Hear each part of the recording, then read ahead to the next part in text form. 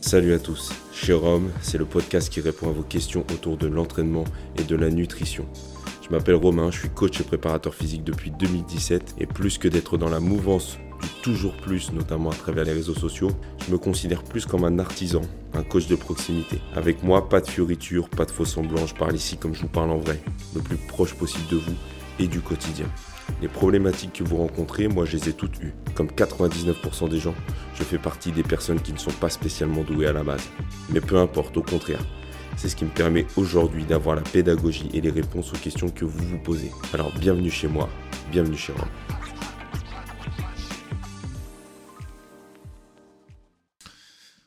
Aujourd'hui, je voulais aborder avec vous un petit peu la question récurrente que j'ai autour de l'alimentation et notamment autour des aliments qui seraient le mieux pour votre santé, qui seraient le mieux pour votre équilibre et l'atteinte de vos objectifs, tant d'un point de vue performance que d'un point de vue esthétique. Alors c'est très rare que je conseille que j'énonce des choses qui sont meilleures que d'autres. Pour autant, il y a des aliments qui font partie de la catégorie de ceux que j'estime être pas indispensables, mais qui sont vraiment très très bénéfiques. Et aujourd'hui, on va essayer de les classifier en trois catégories. Donc la catégorie des protéines, la catégorie des glucides et la catégorie des lipides, pour faire simple, pour faire synthétique. Et je vais aborder dans chacune de ces catégories les aliments qui me semblent être les plus intéressants selon moi pour atteindre vos objectifs, que ce soit d'un point de vue, comme je le disais, performance ou purement esthétique, ou même encore plus important d'un point de vue santé, à moyen et long terme. Avant toute chose, pour ceux qui me connaîtraient pas, je m'appelle Romain, je suis coach et préparateur physique depuis 2016-2017. Je fais de la préparation physique essentiellement dans les sports de combat et notamment en MMA, avec le suivi d'un athlète depuis maintenant 4-5 ans qui s'appelle Nel Ariano, qui fait ses débuts dans le monde du MMA professionnel, qui a une belle carrière amateur derrière lui, avec un titre de champion d'Europe, 2 titres de champion de France et tout un tas de victoires dans ce cursus amateur. Après une carrière en judo à haut niveau, donc je me concentre essentiellement sur cet athlète-là pour la partie préparation physique, pour la partie vraiment développement des qualités athlétiques. Alors lui, à son niveau, c'est plus vraiment du développement de qualité athlétique, c'est surtout du travail au quotidien pour optimiser des qualités physiques qui sont déjà bien au-dessus de la moyenne générale, si je puis dire, mais chercher vraiment à explorer des détails et des éléments qu'il n'a pas déjà explorés pour aller gratter vraiment des leviers supplémentaires dans le but de performer toujours au plus haut niveau, étant donné que le but ultime pour lui, c'est d'aller le plus loin possible dans le MMA professionnel. Et donc pour ça, on met en place quasi quotidiennement tout un tas de schémas autour de la préparation physique qui visent à l'améliorer et qui visent à le développer dans ses nouvelles compétences athlétiques. J'opère aussi également pour monsieur et madame tout le monde. Alors c'est pas péjoratif quand je dis ça, bien au contraire, j'adore travailler avec ce public-là dans la partie plutôt axée autour du coaching, autour du cross-training. Et donc là, on va avoir une approche beaucoup plus tournée autour de la santé, du bien-être, du physique. Et c'est en lien avec ces questions-là, avec ces problématiques-là que j'ai créé ce podcast. C'est justement pour répondre à ces problématiques, pour répondre à ces questionnements que vous vous posez et qui sont assez communes finalement d'un individu à un autre. Et j'essaie d'apporter mes réponses grâce à mon expérience, grâce à mon vécu, grâce à mes entraînements encore quotidiens que j'effectue 4-5 fois par semaine dans la musculation bien évidemment, mais aussi dans une vision un peu plus large, on va dire multisport, avec un peu de pratique en sport de combat et puis un peu de travail cardiovasculaire aussi, pour des objectifs plus ou moins variés. Voilà, j'ai pas vraiment d'objectifs concrets, si ce n'est d'être en bonne santé, de vieillir de la meilleure manière qui soit. À l'aube de mes 35 ans, j'essaie vraiment de prendre soin de mon corps, et ça passe par l'alimentation, on va en parler juste après, et ça passe aussi par le sport. Et donc j'essaye, avec cette expérience, avec ma pratique, de vous orienter vous aussi vers ces bonnes pratiques, vers ces bonnes habitudes.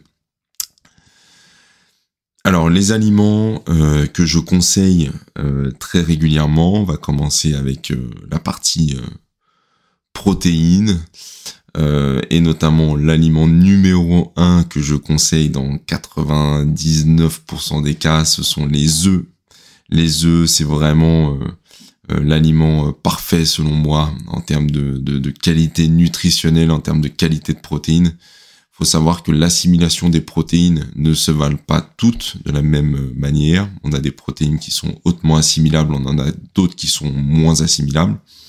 De manière assez généraliste, les protéines animales sont beaucoup plus assimilables et contiennent beaucoup plus qu'on appelle d'acides aminés que les protéines végétales. Pour autant, les protéines végétales sont intéressantes, et vous verrez que je vais en parler juste après, si elles sont combinées à mon sens à des protéines animales.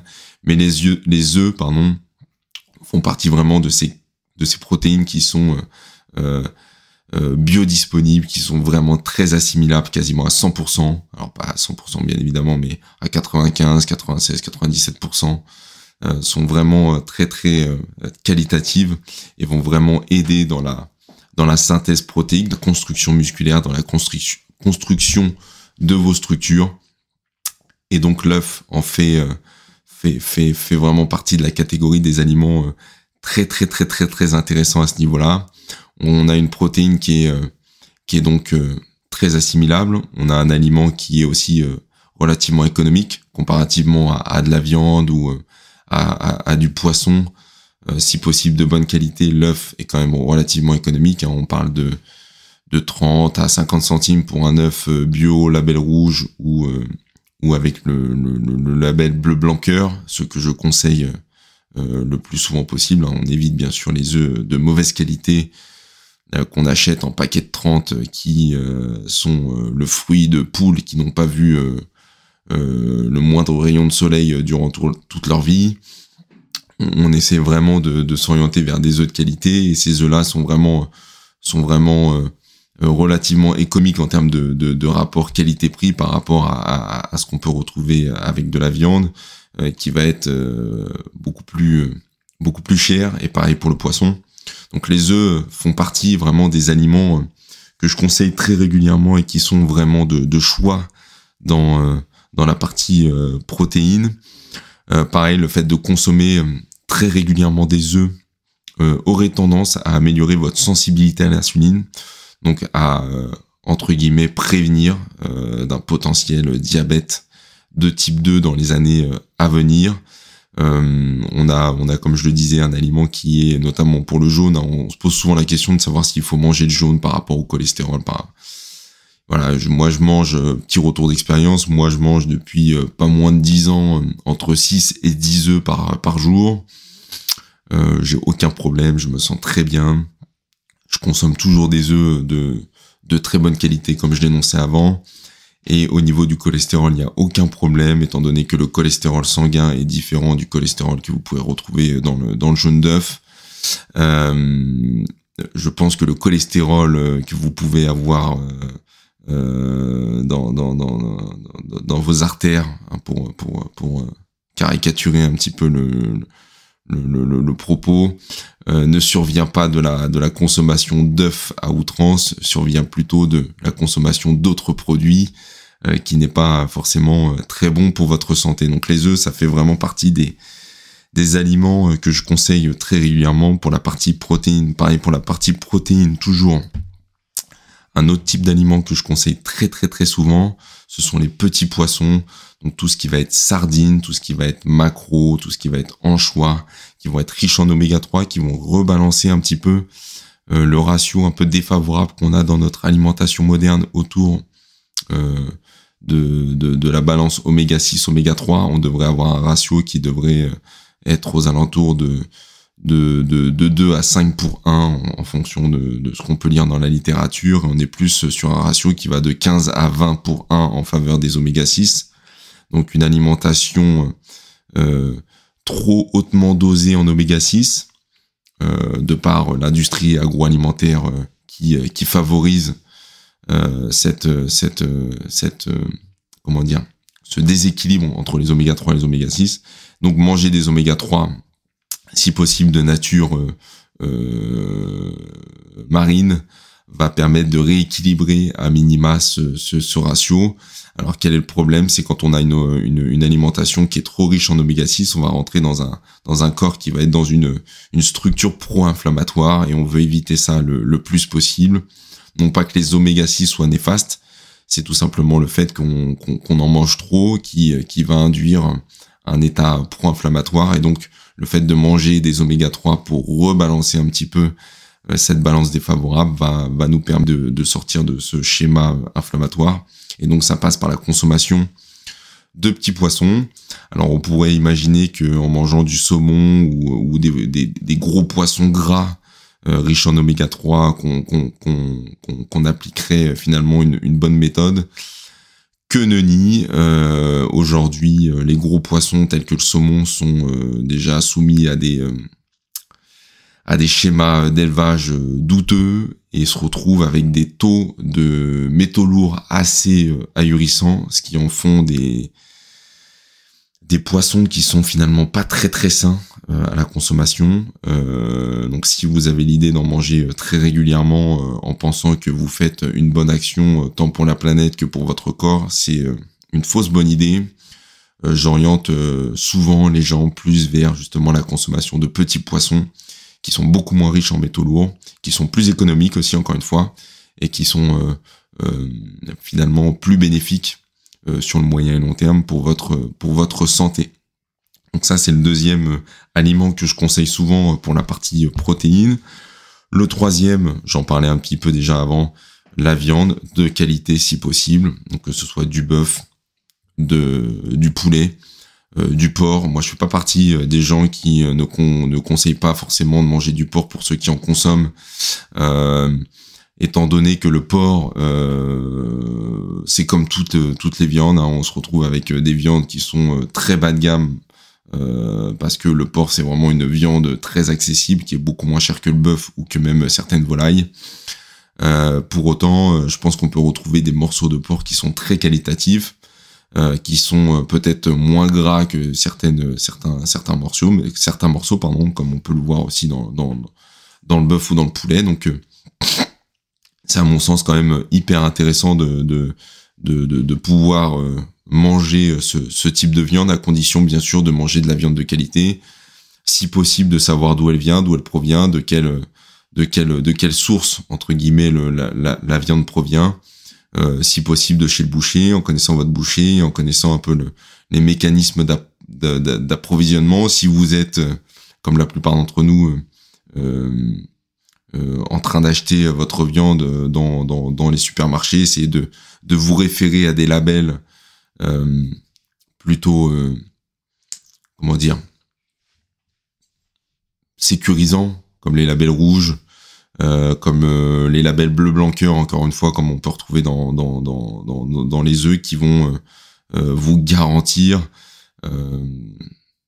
pas à 100%, mais qui vont vous garantir quand même une viande relativement de bonne qualité ou de meilleure facture que certaines viandes. Donc on peut s'orienter vers la viande, bien évidemment, moi j'adore ça, mais on essaye de s'orienter vers de la viande de qualité, et étant donné que ça coûte relativement cher, pas tous les jours, parce que c'est pas à la portée de toutes les bourses, ou alors on se retrouve vite à manger de la viande de manière très régulière, mais de la viande de très mauvaise qualité. Hein, quand on achète du jambon, du blanc de poulet sous vide, ou je ne sais quel autre type de viande, on se retrouve vraiment avec des viandes qui sont vraiment bas de gamme. Moi, j'en ai consommé pendant longtemps parce que j'avais pas forcément un gros pouvoir d'achat, et que c'était un truc aussi assez pratique. Mais aujourd'hui, je le conseille plus du tout. On n'est plus du tout sur moi j'estime que c'est pas de la viande, c'est tout sauf de la viande, c'est vraiment des choses qui sont très très bas de gamme et qui vont pas vous apporter grand chose, tant d'un point de vue nutritionnel, même si on a l'impression de manger des protéines, que d'un point de vue santé, parce que ça a tendance à vraiment vous dégrader physiquement, si je puis dire, au niveau de votre santé. Donc on évite tout ça et on se concentre quasi exclusivement sur des viandes de qualité avec une source qu'on connaît. Donc en passant par son boucher, ou si on a la possibilité en passant par son producteur qui n'est pas loin de chez nous. Je sais qu'il y en a qui ont cette chance-là. Nous, en Île-de-France, on pourrait, hein, mais c'est vrai que c'est un travail à faire pour aller sourcer un peu la viande, mais ça peut. Mais déjà, si on prend les bonnes habitudes de manger pareil, moi, ce que je fais depuis quelques temps, c'est que mes morceaux de viande, j'essaie de pas prendre quasi exclusivement que de la viande maigre. Donc, c'est-à-dire pas que du filet de poulet, pas que des steaks, pas que des steaks hachés à 5%, pas que des morceaux maigres. J'essaie de prendre des gros morceaux, des grosses pièces, donc soit des poulets entiers, soit pour le bœuf des morceaux avec des os à moelle ou des choses qui vont vraiment nourrir aussi, qui vont me permettre de faire des plats mijotés, qui vont nourrir entre guillemets mon plat autrement que avec uniquement de la viande. Quand on fait cuire un poulet, on a potentiellement derrière la carcasse qu'on peut réutiliser pour faire un bouillon d'os qui va être très intéressant pour aujourd'hui c'est à la mode, mais nos grands-parents, nos arrière-grands-parents utilisaient ça assez régulièrement, c'est-à-dire qu'ils faisaient des bouillons d'os avec les carcasses de viande, on jetait rien pour récupérer un petit peu tous les nutriments, tout le collagène qu'on va retrouver dans ces carcasses, dans ces structures de ces animaux, hein, finalement, qu'on va faire cuire, qu'on va faire mijoter et qu'on va retrouver derrière dans notre alimentation et qui va être ultra bénéfique et plus bénéfique que de manger simplement la partie noble de la viande qui va être le muscle, qui va être la partie maigre, hein, qu'on a vachement mis en avant aujourd'hui pour des raisons plein de raisons, je pense, mais qui finalement n'est pas, je pense, une bonne façon de consommer la viande, du moins la plupart du temps. Je pense qu'il faut aussi s'orienter vers des morceaux qu'on a peut-être moins l'habitude de manger, avec un peu plus de matière, si je puis dire ça comme ça, qui vont venir nous nourrir autrement que la partie viande, fibre que l'on va retrouver dans ces morceaux modernes, on va dire. Quatrième et dernier élément que je conseille assez régulièrement, même si ça fait partie des choses dont j'essaye de me détacher le plus possible maintenant dans mon quotidien, ce sont les produits laitiers. Alors ce sont des sources de protéines qui peuvent être extrêmement intéressantes, hein, avec un gros potentiel de facteurs de croissance. C'est pour ça qu'on en donne généralement aux gamins, c'est que ça aide à croître entre guillemets assez rapidement. Maintenant, c'est quand même quelque chose qui est pro-inflammatoire, qui est sujet à débat dans plein voilà, vous mettez produits laitiers bon ou mauvais, je pense sur YouTube, vous trouvez tout un tas de vidéos qui vont dans un sens comme dans l'autre. Je pense qu'il faut avoir toujours un peu de nuance. Moi, c'est ce que j'essaie toujours d'apporter aux gens. Effectivement, de manger matin, midi, soir des produits laitiers tous les jours, je pense que c'est quelque chose de mauvais. En manger de manière comment dire, avec parcimonie, de manière voilà, mesurée et modérée, je pense que ça l'est beaucoup moins, à condition bien évidemment de s'orienter vers, encore une fois, des produits de qualité, donc des produits laitiers si possible nature, non transformés, donc pas les trucs aromatisés avec du sucre ajouté, des choses comme ça qui sont pas terribles. Avec la mode des skiers, des choses comme ça, on se retrouve vite avec des associations d'édulcorants, de fruits qui n'en ont pas pour donner du goût à ces yaourts, et donc on passe à côté de l'intérêt. Alors il y en a qui vont nous dire qu'effectivement le fait d'avoir des laits pasteurisés, donc chauffés à haute température, qui vont venir tuer toutes les bonnes bactéries qu'on retrouve dans du lait cru, ne vont pas apporter finalement de bonnes choses pour notre corps. Je pense qu'ils ont pas tort, mais je pense qu'aujourd'hui dans l'alimentation moderne qui est la nôtre, encore une fois, si on a une alimentation raisonnée, une pratique raisonnée autour de ce produit-là, on minimise les risques et les chances de se faire du mal. Donc pareil, je conseille les produits laitiers, mais de manière raisonnée, donc une fois peut-être par jour, pas tous les jours, 1 à 2 fois par jour, pas tous les jours, et on essaie de varier les sources de protéines. Donc ça peut passer par de la whey, donc de la protéine en poudre.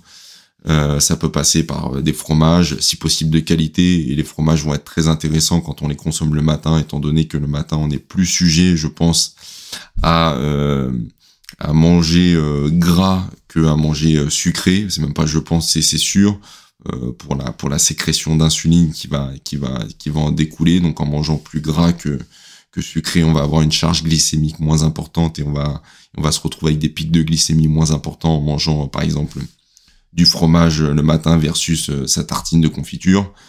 Donc ça peut être intéressant. Des skyrs, des petits suisses, des fromages blancs en collation, ça c'est pareil, ça peut être très intéressant, mais avec parcimonie, en le couplant avec d'autres sources de protéines, en ne mangeant pas ça tous les jours forcément, mais en essayant de diversifier avec d'autres sources de protéines. Et donc voilà, donc pratique raisonnée autour du lait, ça peut être intéressant, mais pas tous les jours. Pour le côté inflammatoire, pour le côté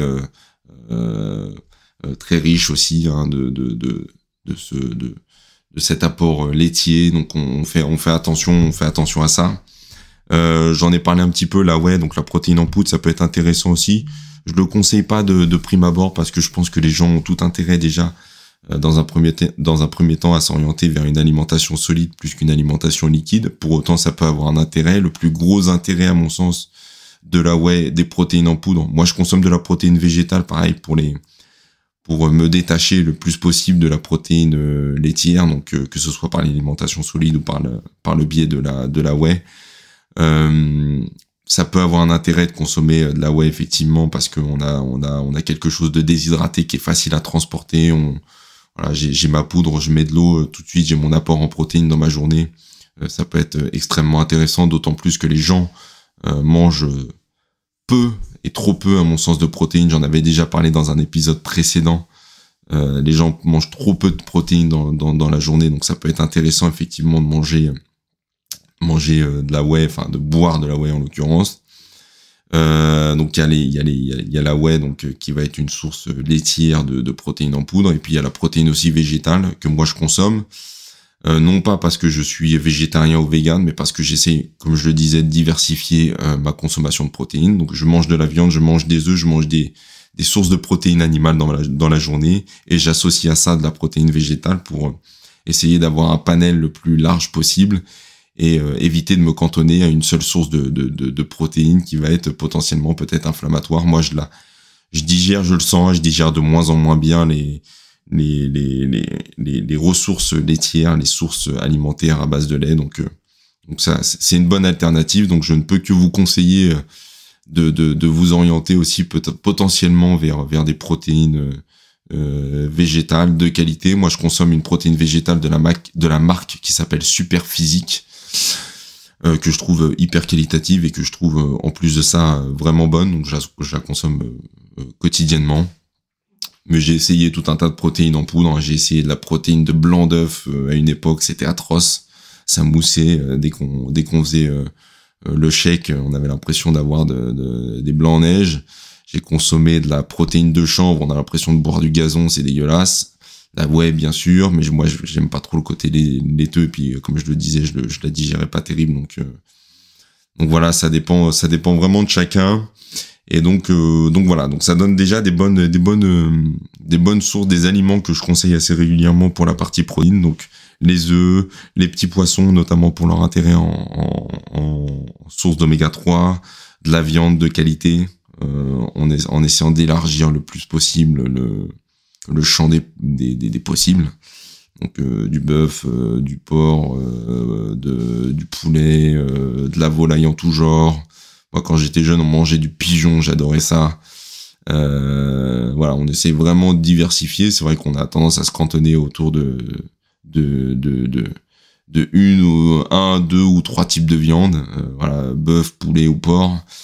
Mais je pense que on peut aller chercher d'autres types de viande. Et en France, on a quand même ce terroir et cette ressource pour aller chercher d'autres éléments. Donc allez chez votre boucher, voyez ce qu'il peut vous proposer. Ça peut être intéressant tant d'un point de vue gustatif que d'un point de vue nutritionnel.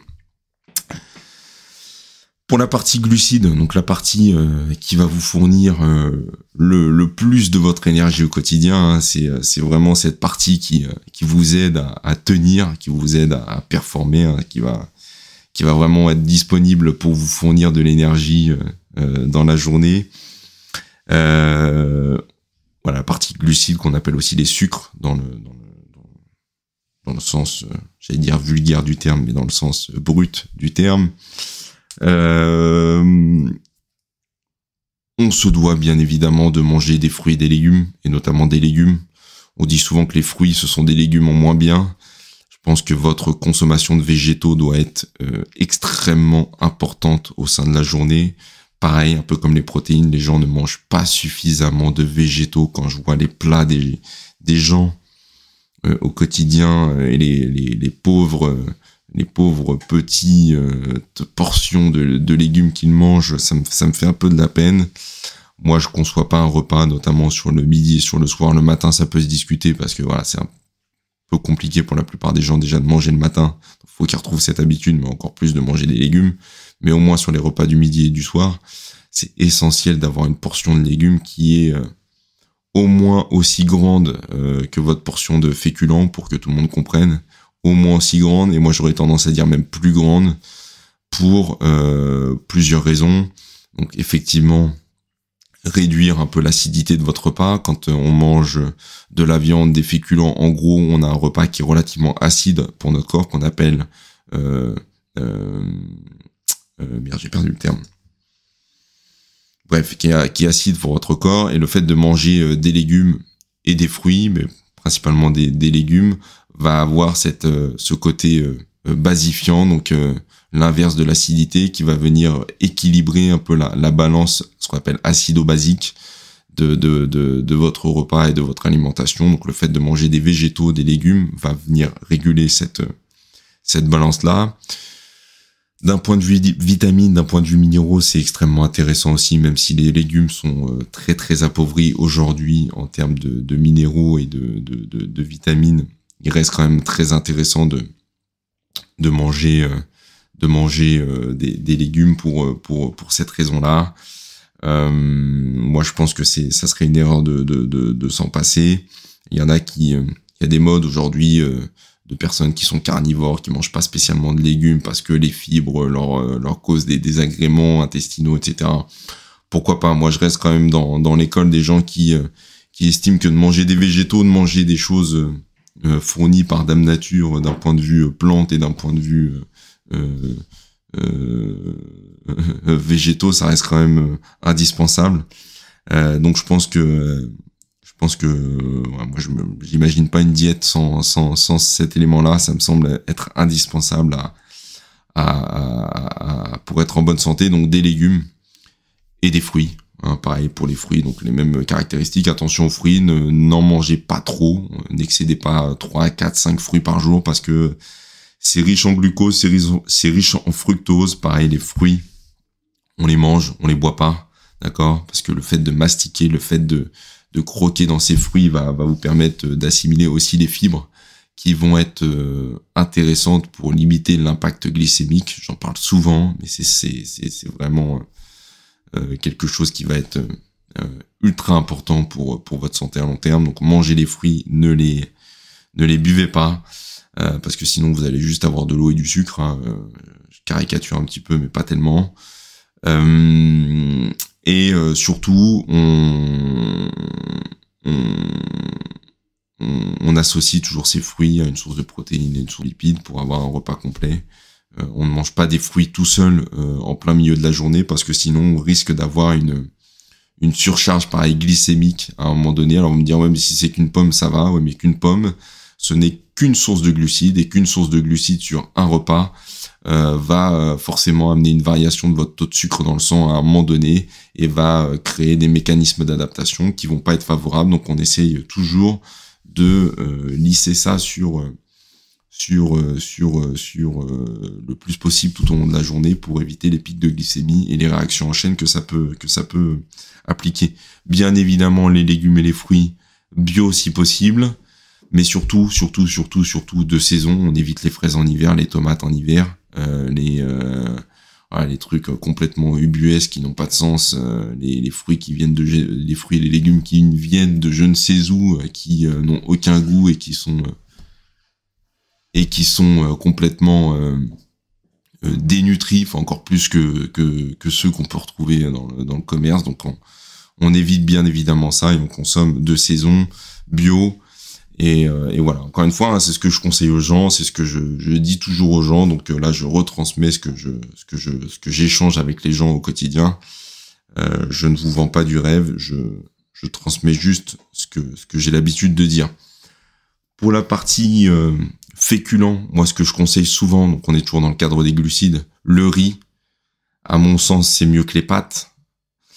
Pourquoi ? Parce que le blé a été extrêmement transformé, on le sait avec le gluten, il y a beaucoup de gens qui sont intolérants au gluten, qui sont machin, etc. Ok, mais le blé, ça a été, c'est une céréale qui a été énormément transformée avec les années par l'industrie agroalimentaire. Donc on se retrouve effectivement avec quelque chose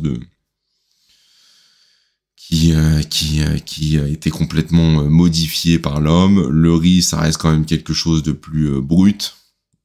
Et il y a des riz qui sont plus intéressants que d'autres. On évite les riz longs, blancs, pareil, ultra raffinés. Si possible, on s'oriente vers des riz qui ont un index glycémique bas, donc qui vont être plus intéressants pour éviter de faire surcharger le taux de sucre dans le sang. Donc des riz basmati, des riz complets. Pour le Made in France, du riz de Camargue, sont des riz assez naturels, assez bruts, qui vont être hyper intéressants d'un point de vue nutritif. Et pour recharger de manière modérée votre glycogène musculaire, donc qui va vous permettre vraiment de bien récupérer après vos efforts, notamment vos efforts musculaires. Donc le fait de manger du riz, ça va être extrêmement intéressant, plus à mon sens que de manger des pâtes. Alors moi je mange des pâtes, je ne dis pas qu'il faut pas en manger, mais à choisir, je consomme beaucoup plus quand même de riz, et de riz basmati, de riz thaï, de riz de Camargue, de riz brut, non transformé, que de pâtes qui sont quand même finalement, qui est le produit fini d'une matière première qui a déjà été pas mal modifié par l'homme. Donc le riz extrêmement intéressant pour les féculents. On privilégie aussi patate douce. Moi je conseille souvent la patate douce versus la pomme de terre classique, qui a un index glycémique. Alors c'est paradoxal, la patate douce quand vous la mangez c'est plus sucré qu'une patate classique, mais ça a un index glycémique plus bas que la patate classique. Donc le fait de manger pareil des patates douces va augmenter moins rapidement votre taux de sucre dans le sang que de manger de la pomme de terre classique. Attention, le mode de cuisson de vos aliments influence aussi l'index glycémique. Le fait de manger, je vais prendre l'exemple des pâtes par exemple, le fait de manger des pâtes al dente, donc un peu dures, va avoir un index glycémique plus bas que le fait de manger des pâtes collantes trop cuites. D'accord ? Le fait d'augmenter le temps de cuisson, pareil pour les pommes de terre, manger des pommes de terre vapeur ne va pas avoir le même index glycémique que de manger des pommes de terre en purée. Les pommes de terre en purée, c'est ce qu'il y a de pire. On n'est pas loin de... Vous mangez 100 grammes de purée, vous mangez 100 grammes de bonbons, on est à peu près sur les mêmes repères, sur les mêmes... Pas repères, pardon, sur les mêmes réactions glycémiques. C'est-à-dire qu'on va avoir une explosion de votre taux de sucre dans le sang. Par contre, en mangeant des patates vapeur un peu croquantes, tout juste cuites, on se retrouve avec un index glycémique qui est plus bas, donc plus intéressant. Mais pour autant, je vais conseiller plus souvent la patate douce qui a un index glycémique pareil, plus intéressant. Si possible, encore une fois, vapeur plutôt qu'en purée, parce que ça a tendance à faire augmenter le taux de sucre. Le pain, on pose souvent la question du pain. On est en France, cocorico, moi j'adore le pain, je suis un aficionados de pain depuis toujours, on a toujours été des gros consommateurs de pain dans notre famille. Je peux pas m'en passer, c'est très compliqué. La baguette blanche, nutritivement parlant, on est d'accord, c'est ce qu'il y a c'est vraiment pas terrible. Donc on essaie si possible de s'orienter vers des pains complets, pareil. Hein, on est encore dans le blé, on est encore dans des choses qui sont moins intéressantes nutritivement parlant que certaines sources de féculents, mais pour autant il y en a des plus intéressants que d'autres. Des pains au levain, super intéressant parce qu'on a quelque chose de vivant, on a quelque chose qui va nourrir, entre guillemets, un peu votre microbiote. Donc le pain au levain est beaucoup plus intéressant, on évite les pains de mie. Moi je conseille souvent donc du pain au levain, des pains complets, des pains de seigle, des pains noirs, vraiment des pains qui vont pareil avoir un index glycémique plus bas que la fameuse baguette blanche dégueulasse que vous achetez en supermarché, qui vient même pas du boulanger. Une honte absolue. Bon, je le fais aussi de temps en temps. Je me mets dedans et je m'auto-flagelle. Mais voilà, pain au levain, pain complet, pain noir, des pains qui vont, pareil, apporter des choses nutritivement parlant plus intéressantes que la baguette blanche qui a pas trop d'intérêt. Moi, je consomme et je conseille pareil souvent les flocons d'avoine pour limiter la consommation de céréales, de muesli, choses avec des éléments trop transformés encore une fois. Alors flocons d'avoine, c'est pareil. C'est sujet à controverse. Il y en a qui vont bien le digérer, il y en a d'autres qui vont moins bien le digérer. Donc avec parcimonie, vous essayez, vous commencez doucement et vous voyez si vous le tolérez bien. Je le conseille, mais avec prudence. Moi, souvent, ce que je conseille, c'est de s'orienter vers alors pareil, des farines de sarrasin ou des farines de petit épeautre. Ils font des flocons de sarrasin, des flocons de petit épeautre. C'est des blés anciens pour le petit épeautre et le sarrasin, c'est ce qu'on appelle le blé noir. C'est une sorte de blé qui ne contient pas de gluten, donc qui a été très peu transformé, par l'homme finalement, et qui est extrêmement intéressante, pareil d'un point de vue glycémique et d'un point de vue de cette intolérance au gluten. Donc pour les gens qui ne tolèrent pas du tout le gluten, orientez-vous vers le sarrasin ou potentiellement le petit épeautre, qui est une source de blé ancien qui n'a pas été, qui a été moins, je pense, modifié génétiquement que le blé moderne. Donc souvent je conseille ça pour un confort digestif, pour varier aussi les sources de glucides qu'on va consommer. La variation est extrêmement importante et c'est quelque chose que vous devez prendre en compte dans votre alimentation. Toujours rester dans des structures alimentaires saines, mais en essayant de varier le plus possible on le sait aujourd'hui, l'alimentation moderne, quasiment tout est empoisonné, même le bio. Donc le fait de varier, j'allais dire, les plaisirs, vous permet à la fois d'être dans une approche plus saine et en plus de ne pas avoir les effets néfastes d'un seul aliment qui pourrait induire des choses problématiques. Alors on a tous nos préférences, hein, bien évidemment. Moi, comme je le disais, je consomme énormément de riz, je consomme énormément d'œufs, je consomme énormément de certains aliments. Mais j'essaye quand même le plus possible de varier pour pas me cantonner à ces aliments qui sur le papier sont sains, mais qui restent quand même pour la plupart, pour ces aliments aussi assez empoisonnés par toute l'industrie et par tout le système de production alimentaire mondiale, quoi, si on peut dire ça comme ça.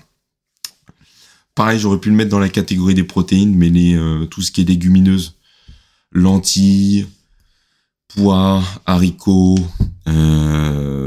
qu'est-ce qu'on a d'autre? J'en oublie certainement, mais vous avez compris un peu le thème.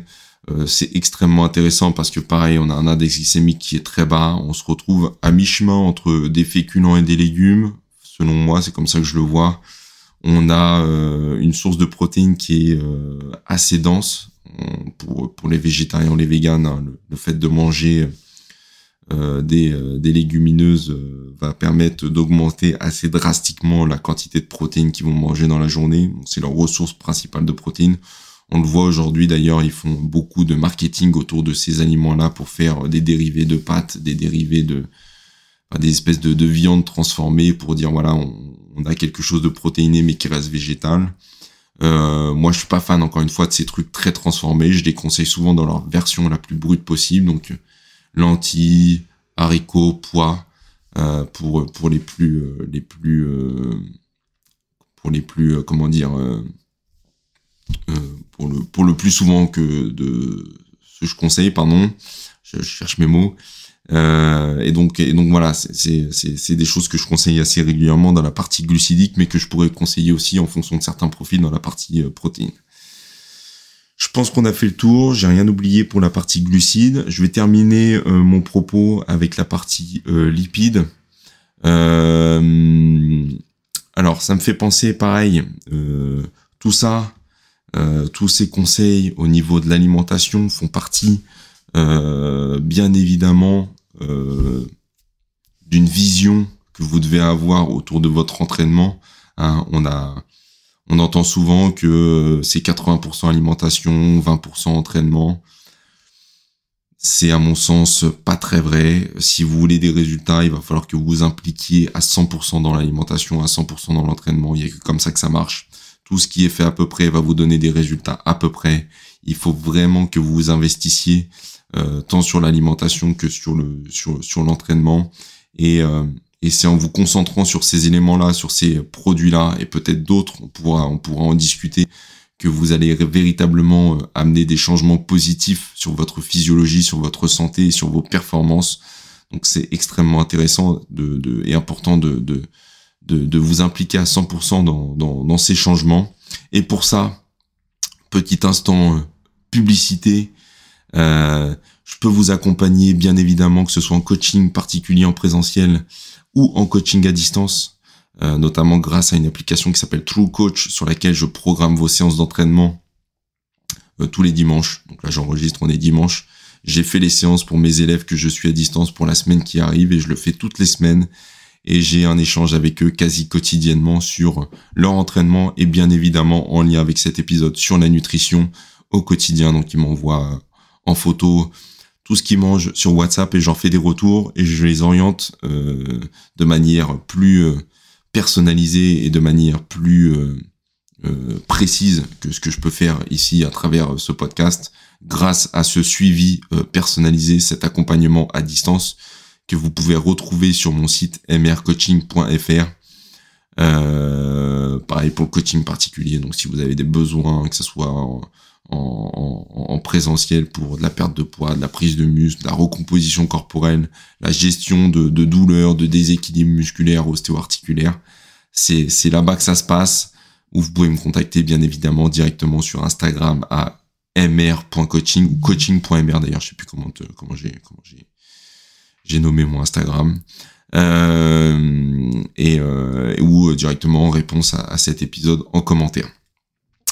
Allez, la suite. Pour la partie lipides, ça va aller relativement vite. Il y a 3 éléments que je conseille souvent. Le premier, c'est la partie oléagineux, donc les noix, les amandes, les cajous, voilà, même les pistaches, ça peut être intéressant, hein, non salé, bien évidemment, non grillé à chaque fois pour ces sources d'oléagineux.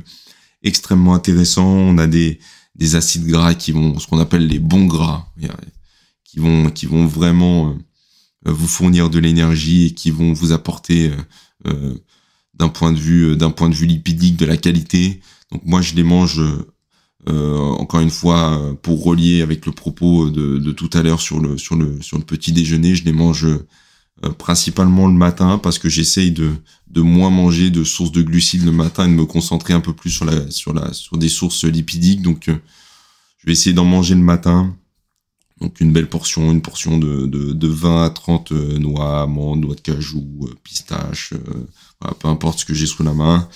Encore une fois, non grillé, non salé, c'est super important. Non mélangé avec des raisins secs, des cranberries ou des choses comme ça, parce que voilà, c'est pas le but. C'est vraiment de consommer le plus brut possible qui va être intéressant. Donc les oléagineux, ça c'est vraiment ce que je conseille régulièrement pour la partie lipidique. Des huiles de qualité, donc pour la cuisson, de l'huile de coco bio, ça réagit très bien à la chaleur, plus que le beurre ou l'huile d'olive ou l'huile de colza qui vont se dénaturer, qui vont être potentiellement toxiques avec une grosse élévation de chaleur. Donc quand vous faites cuire des œufs dans une poêle, c'est pas idéal de faire cuire ça avec de l'huile de colza ou de l'huile d'olive. Préférez l'huile de coco pour pour cette partie-là. Et pour l'assaisonnement, de l'huile de colza, de l'huile d'olive. On essaye de varier un peu les plaisirs, de l'huile de lin, de l'huile de noix. Pareil, on évite les huiles mélangées type Isio4 ou je sais plus quoi là, enfin les trucs pas possible. Vous voulez de l'huile de colza, vous prenez de l'huile de colza. Vous voulez de l'huile d'olive, vous prenez de l'huile d'olive, mais prenez pas des trucs mélangés dont on ne connaît pas la provenance, dont on ne connaît pas la source. Dans les acides gras, dans les lipides, je conseille aussi pareil avec parcimonie les avocats.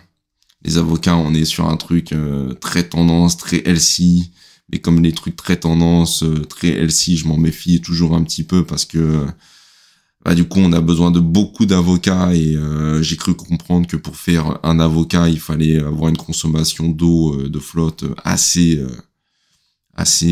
incroyable. Donc je peux conseiller les avocats parce que nutritivement parlant c'est hyper intéressant, mais pareil, on fait attention à la source, on fait attention d'où ça vient, on fait attention à la qualité. L'inconvénient des avocats, c'est pareil, c'est qu'on a souvent des avocats qui sont pas de bonne facture, donc on ouvre le truc, il est tout fibreux, il est un peu noir, il est pas terrible, ou alors il est pas mûr.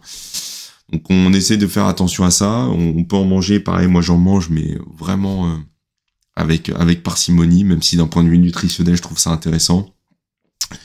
Et c'est à peu près tout. Alors on me pose souvent la question du beurre. Moi j'en consomme du beurre, mais pareil, encore une fois, je le conseille, mais de bonne qualité. Pareil, ça rentre dans la catégorie des produits laitiers, donc on évite d'en manger tous les jours parce que ça peut potentiellement créer des problèmes et des voies inflammatoires, donc on fait attention à ça. Mais ça peut être une ressource lipidique intéressante. Pareil, consommer le matin, ça va avoir tendance à diminuer l'impact glycémique de votre repas. Donc c'est quand vous avez l'habitude de manger du pain, privilégiez de manger votre pain avec du beurre versus du pain avec de la confiture, parce que pain plus confiture égale sucre plus sucre, pain plus beurre égale sucre plus lipides, et donc on se retrouve avec une digestibilité qui va être plus longue, et donc une augmentation de votre taux de sucre dans le sang qui va être aussi plus longue et plus diffuse, et donc des réactions en chaîne moins violentes. Donc voilà, pour la partie lipidique, ça me semble être bon. Pareil, les poissons gras comme je les prenais pour exemple dans la partie protéines pourraient rentrer dans cette catégorie-là. Les maquereaux, les sardines, le saumon, vraiment en faisant très attention, en mangeant peu, peuvent rentrer dans la catégorie aussi des lipides, étant donné que ça reste des poissons gras qui vont augmenter votre apport lipidique. Alors faites attention quand même, on a des régimes qui se concentrent exclusivement, enfin beaucoup sur cet apport lipidique. Là j'ai une élève que je suis à distance qui est partie en Grèce, et dans cette région d'Europe, cette région très méditerranéenne, on a tendance à augmenter de par l'agriculture, le terroir qu'ils ont, l'apport en lipides.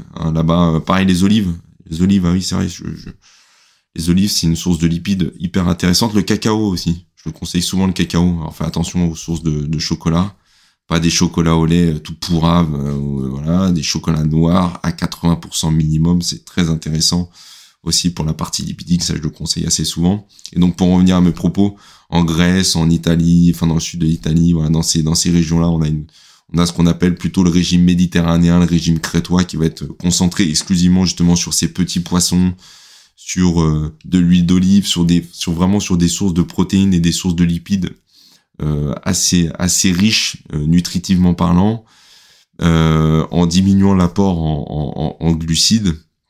Mais on se retrouve du coup aussi avec une consommation calorique qui tend à augmenter, parce que 1 gramme de lipides c'est 9 calories, 1 gramme de glucides c'est 4 calories. Donc faut faire attention aussi en consommant des lipides à pas en consommer trop pour pas augmenter drastiquement son total calorique qui aurait tendance à exploser. Donc on fait attention, si on mange un peu plus de lipides que d'habitude, on fait attention à sa consommation de glucides derrière pour pas augmenter assez rapidement sa consommation calorique. Voilà, je pense que c'est bien pour aujourd'hui, pour cet épisode. N'hésitez pas pareil à mettre des petites étoiles qui font plaisir sur les différentes applications de podcast. Ça aide au référencement, ça aide véritablement à faire grandir l'audience de ces épisodes et de ce podcast, pardon. Donc si vous pouvez me mettre des petites étoiles, ça fait plaisir, des commentaires et des questions de sujets que vous voudriez que j'aborde avec vous dans les semaines à venir, la semaine prochaine ou les semaines suivantes. Ça sera avec plaisir que je pourrai y répondre.